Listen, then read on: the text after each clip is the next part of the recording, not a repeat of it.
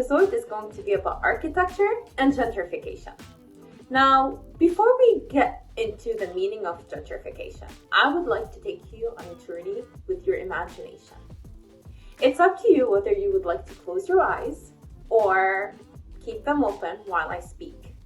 But for now, let's go and pretend that we're walking down a street, one of your favorite streets in the town or the city or the neighborhood that you grew up in. And let's imagine that we're walking from one shop to another, having conversations with people in the neighborhood. All these shops are being run by the locals. You go in, have a sip of a beautiful coffee from a local shop, then go to another pastry place, get some pastries, get your groceries, and you realize that all these places are being run by local people that are living within your community and your neighborhood. And while you're having these conversations with people, you're learning more about their experiences and about how they're contributing to the well-being of your area.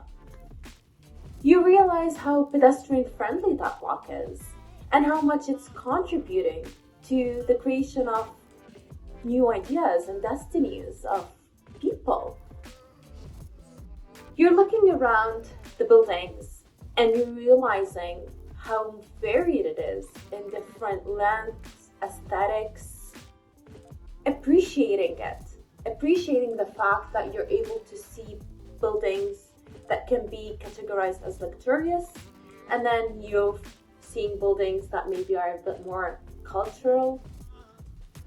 There's old and new, and there's, most importantly, you're seeing diverse people. Now I want to talk to you about Jane Jacob. Jane Jacob is a legendary urban icon, at least in my perspective. And she believed and said that a city or a neighborhood could really work with little government intervention. It could work as a closed system that's being run by its locals and the people that actually live in that neighborhood. So that means if the neighborhood had shops, local shops, it had cheap rents that attracted writers, musicians, creative minds, professionals, diverse people. If you were living in an area that had mixed-use policies of development, and there's different fabrics in the city, from high luxurious buildings to low-rise affordable buildings, but they're all within that block. It's not segregated. It's inviting to all type of people. Then that's a closed system, a neighborhood that's being run by the people that live there, and they are working to enhance it. Now, I hope you agree with me that this kind of module doesn't really exist. Again, it's in my perspective. I don't think that such module exists nowadays. I feel that we are living in a funhouse version of the city, or if I want to call it a crane city, because everywhere you walk, especially in Toronto, you're finding a crane being left on a street. And most of the people are gone because no one can afford those extremely expensive rents. So who's really living in our cities? Who's running those neighborhoods? And I've noticed that our neighborhoods are becoming less racially diverse. How are you feeling your cities like? I might be sounding a little bit intense, but this is such a dear topic to my heart.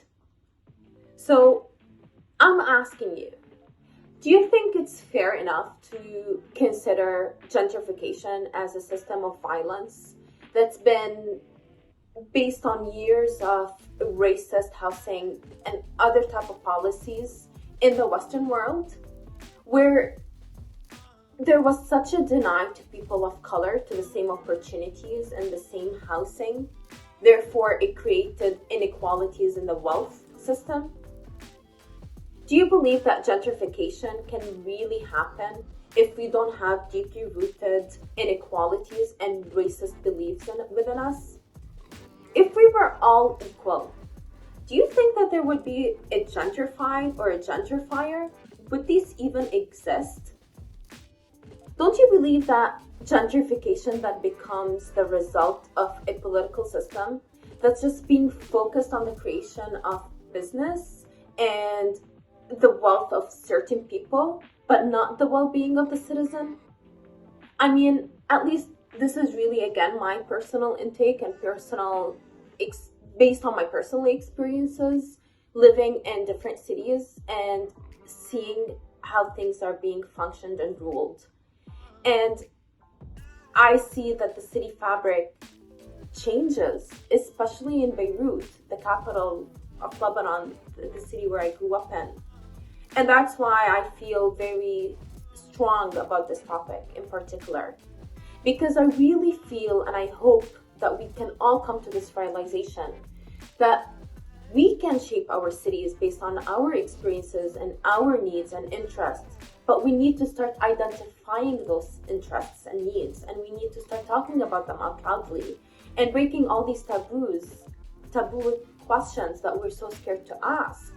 We need to have loud conversations about, how do we see our city and how we can reshape our cities in our own designs.